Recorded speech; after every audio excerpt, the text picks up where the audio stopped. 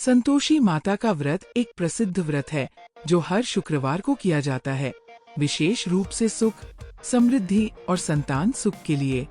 ये व्रत 16 शुक्रवार तक किया जाता है और इसे माता संतोषी को समर्पित किया जाता है, जो गणेश जी की पुत्री है। शुक्रवार को सूर्योदय से पहले उठें, स्नान करें और साफ कपड़े पहनें। फिर माता संतोषी का ध्यान करते हुए व्रत का संकल्प लें। पूजा के लिए एक चौकी पर लाल कपड़ा बिछाएं और माता संतोषी की मूर्ति या तस्वीर स्थापित करें। कलश में जल भरें और उसके ऊपर गुड़ और चने रखें। माता संतोषी को फूल, माला, सिंदूर, अक्षत आदि चढ़ाएं। माता को भोग में गुड़, चना, केला आदि अर्पित करें। माता संतोषी की व्रत कथा, चालीसा और मंत्रों का पाठ करें और आरती करें। व्रत के बाद प्रसाद को सभी को बांटें और कलश के पानी को घर में छिड़के। व्रत के दौरान खट्टी चीजों का सेवन नहीं करना चाहिए।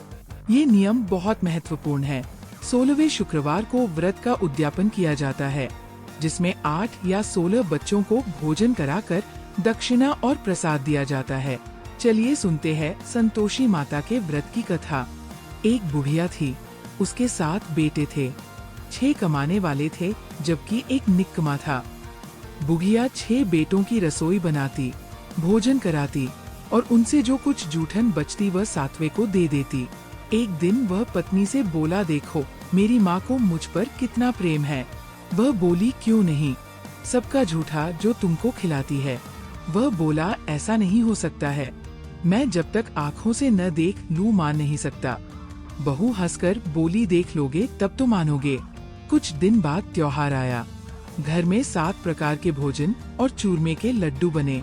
वह जांचने को सिर दुखने का बहाना कर पतला वस्त्र सिर पर ओढ़े रसोई घर में सो गया। वह कपड़े में से सब देखता रहा। छहों भाई भोजन करने आए। उसने देखा, माँ ने उनके लिए सुंदर आसन बिछा नाना प्रकार की रसोई परोसी और आग्रह करके उन्हें जमाया। वह देखता रहा। 6 भोजन करके उठे तब माँ ने उनकी झूठी थालियों में से लड्डुओं के टुकड़े उठाकर एक लड्डू बनाया। जूठन साफ कर बुढ़िया माँ ने उसे पुकारा, बेटा 6 भाई भोजन कर गए, अब तू ही बाकी है, उठ तू कब खाएगा। वो कहने लगा, माँ मुझे भोजन नहीं करना, मैं अब परदेश जा रहा हूँ। माँ ने कहा, कल जाता हो तो आज चला जा। वह बोला, हाँ आज ही जा रहा हूँ। ये कहकर वो घर से निकल गया। चलते समय पत्नी की याद आ गई। वो गौशाला में कंडे, उपले थाप रही थी। वहां जाकर बोला, हम जावे परदेश आवेंगे कुछ काल, तुम रहियो संतोष से धर्म आपनो पाल।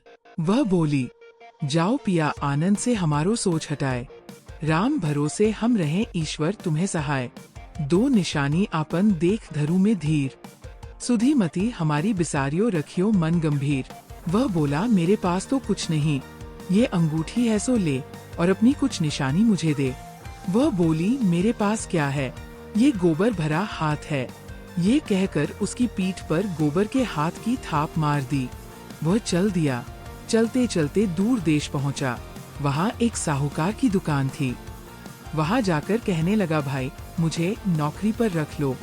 साहूकार को जरूरत थी। बोला, रह जा। लड़के ने पूछा, तनख्वाह क्या दोगे। साहूकार ने कहा, काम देखकर दाम मिलेंगे। साहूकार की नौकरी मिली। वो सुबह 7 बजे से 10 बजे तक नौकरी बजाने लगा। कुछ दिनों में दुकान का सारा लेन देन, हिसाब किताब, ग्राहकों को माल बेचना, सारा काम करने लगा। साहूकार के 7-8 नौकर थे। वे सब चक्कर खाने लगे। ये तो बहुत होशियार बन गया। सेठ ने भी काम देखा और 3 महीने में ही उसे आधे मुनाफे का हिस्सेदार बना लिया। वह कुछ वर्ष में ही नामी सेठ बन गया और मालिक सारा कारोबार उस पर छोड़कर चला गया। इधर उसकी पत्नी को सास ससुर दुख देने लगे। सारी गृहस्थी का काम करा के उसे लकड़ी लेने जंगल में भेजते। इस बीच घर के आटे से जो भूसी निकलती उसकी रोटी बनाकर रख दी जाती और फूटे नारियल की नारेली में पानी। एक दिन वह लकड़ी लेने जा रही थी। रास्ते में बहुत सी स्त्रियां संतोषी माता का व्रत करती दिखाई दी। वो वहाँ खड़ी होकर कथा सुनने लगी और पूछा, बहिनों तुम किस देवता का व्रत करती हो और उसके करने से क्या फल मिलता है। यदि तुम इस व्रत का विधान मुझे समझा कर कहोगे तो मैं तुम्हारा बड़ा एहसान मानूंगी। तब उनमें से एक स्त्री बोली, सुनो, ये संतोषी माता का व्रत है।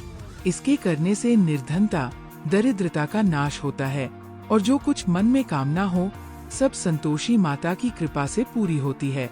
तब उसने उससे व्रत की विधि पूछी। वह भक्तिनी स्त्री बोली, 1.25 आने का गुड़ चना लेना, इच्छा हो तो 5.25 आने का लेना या 1.25 रुपए का भी सहूलियत के अनुसार लाना। बिना परेशानी और श्रद्धा व प्रेम से जितना भी बन पड़े सवाया लेना। प्रत्येक शुक्रवार को निराहार रहकर कथा सुनना। इसके बीच क्रम टूटे नहीं, लगातार नियम पालन करना। सुनने वाला कोई न मिले तो घी का दीपक जला उसके आगे या जल के पात्र को सामने रखकर कथा कहना। जब कार्य सिद्ध न हो नियम का पालन करना और कार्य सिद्ध हो जाने पर व्रत का उद्यापन करना। 3 मास में माता फल पूरा करती है। यदि किसी के ग्रह खोटे भी हों तो भी माता वर्ष भर में कार्य सिद्ध करती है। फल सिद्ध होने पर उद्यापन करना चाहिए, बीच में नहीं। उद्यापन में 2.5 सेर आटे का खाजा तथा इसी परिमाण से खीर तथा चने का साग करना। 8 लड़कों को भोजन कराना। जहाँ तक मिले देवर, जेठ, भाई बंधु के हों, न मिले तो रिश्तेदारों और पास पड़ोसियों को बुलाना। उन्हें भोजन करा यथा शक्ति दक्षिणा दे माता का नियम पूरा करना। उस दिन घर में खटाई न खाना। ये सुन बुढ़िया के लड़के की बहू चल दी। रास्ते में लकड़ी के बोझ को बेच दिया और उन पैसों से गुड़चना ले माता के व्रत की तैयारी कर आगे चली और सामने मंदिर देखकर पूछने लगी, ये मंदिर किसका है? सब कहने लगे, संतोषी माता का मंदिर है। ये सुनकर माता के मंदिर में जाकर चरणों में लोटने लगी। दीन हो विनती करने लगी, माँ मैं निपट अज्ञानी हूँ, व्रत के कुछ भी नियम नहीं जानती, मैं दुखी हूँ। हे माता, जगत जननी मेरा दुख दूर कर, मैं तेरी शरण में हूँ। माता को दया आई। एक शुक्रवार बीता कि दूसरे को उसके पति का पत्र आया और तीसरे शुक्रवार को उसका भेजा हुआ पैसा पहुँचा। ये देख जेठ चिठानी मुंह सिकोड़े लगे।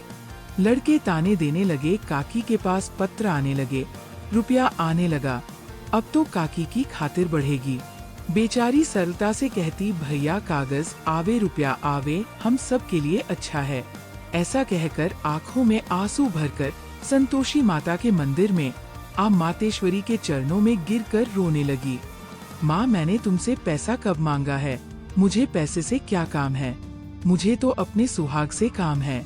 मैं तो अपने स्वामी के दर्शन मांगती हूँ। तब माता ने प्रसन्न होकर कहा, जा बेटी, तेरा स्वामी आएगा। ये सुनकर खुशी से बावली होकर घर में जा काम करने लगी। अब संतोषी माँ विचार करने लगी, इस भोली पुत्री को मैंने कह तो दिया कि तेरा पति आएगा, लेकिन कैसे? वह तो इसे स्वप्न में भी याद नहीं करता। उसे याद दिलाने को मुझे ही जाना पड़ेगा। इस तरह माताजी उस बुढ़िया के बेटे के पास जा स्वप्न में प्रकट हो कहने लगी, साहूकार के बेटे, सो रहा है या जागता है? वह कहने लगा, माता सोता भी नहीं, जागता भी नहीं हूँ, कहो क्या आज्ञा है? माँ कहने लगी, तेरे घर बार कुछ है कि नहीं? वह बोला, मेरे पास सब कुछ है, माँ बाप है, बहू है, क्या कमी है? माँ बोली, भोले पुत्र, तेरी बहू घोर कष्ट उठा रही है, तेरे माँ बाप उसे परेशानी दे रहे हैं, वह तेरे लिए तरस रही है, तू उसकी सुध ले।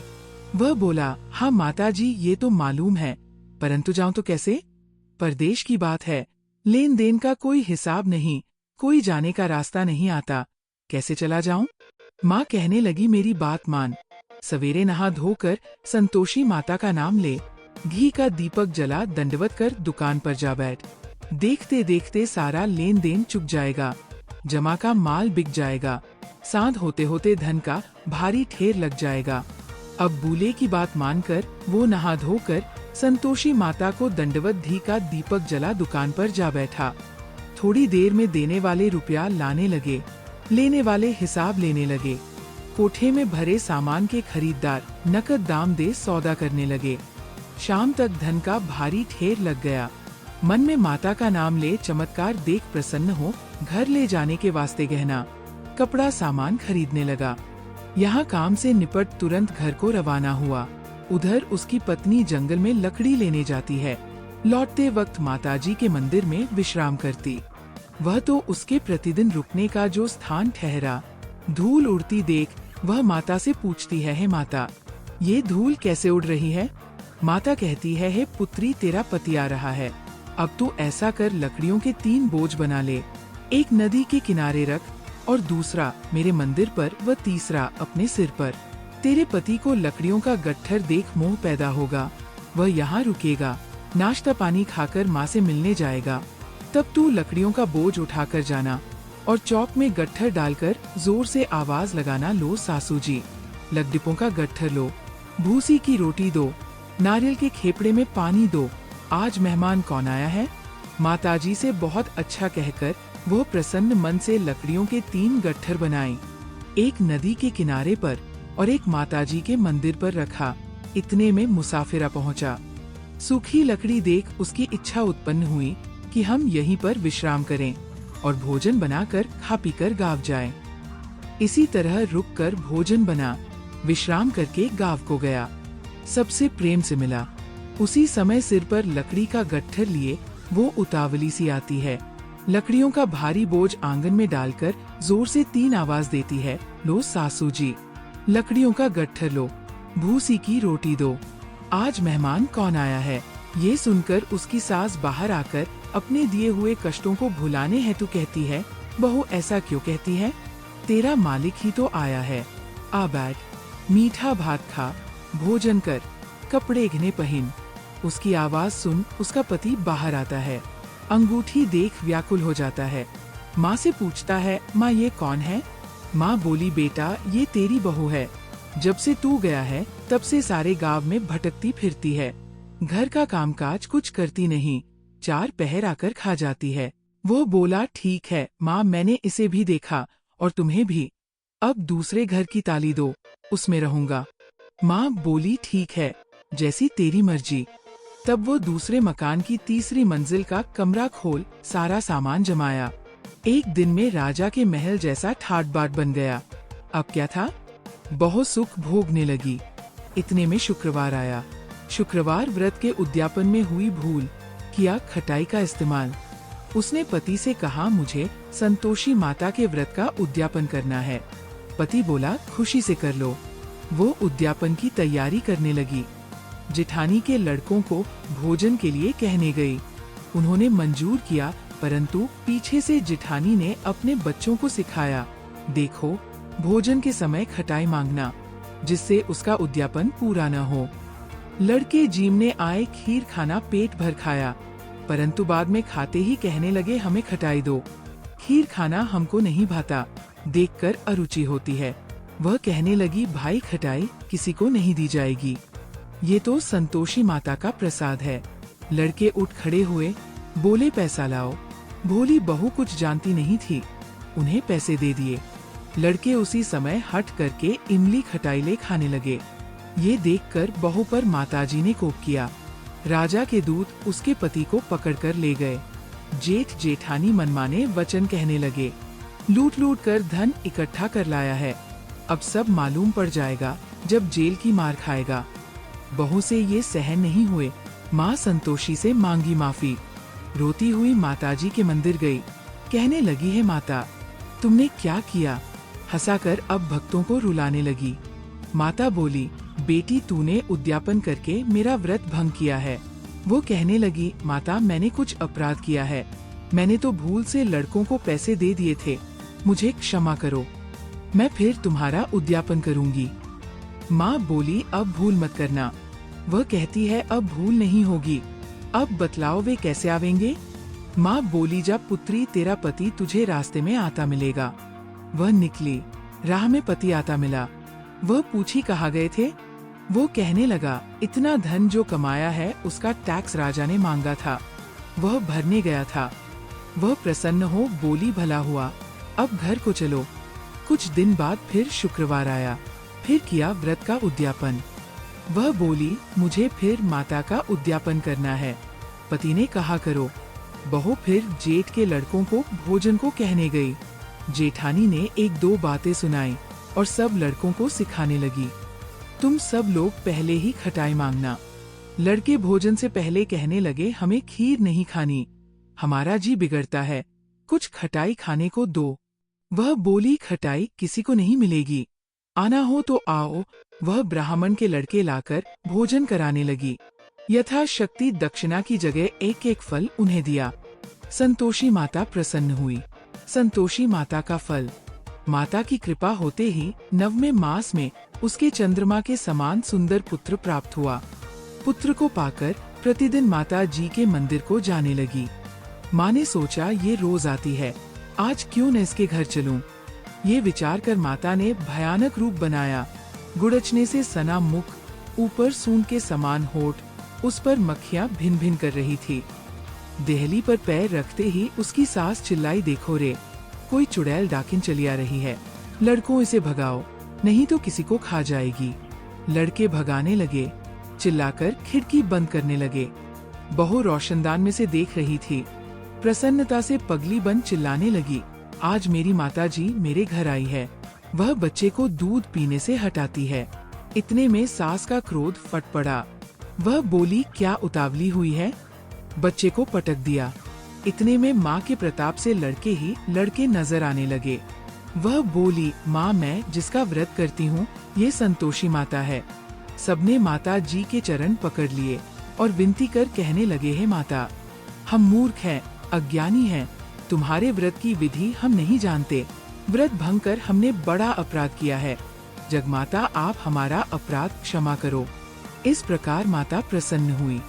बहू को प्रसन्न हो जैसा फल दिया वैसा माता सबको दे, जो पढ़े उसका मनोरथ पूर्ण हो। बोलो संतोषी माता की जय।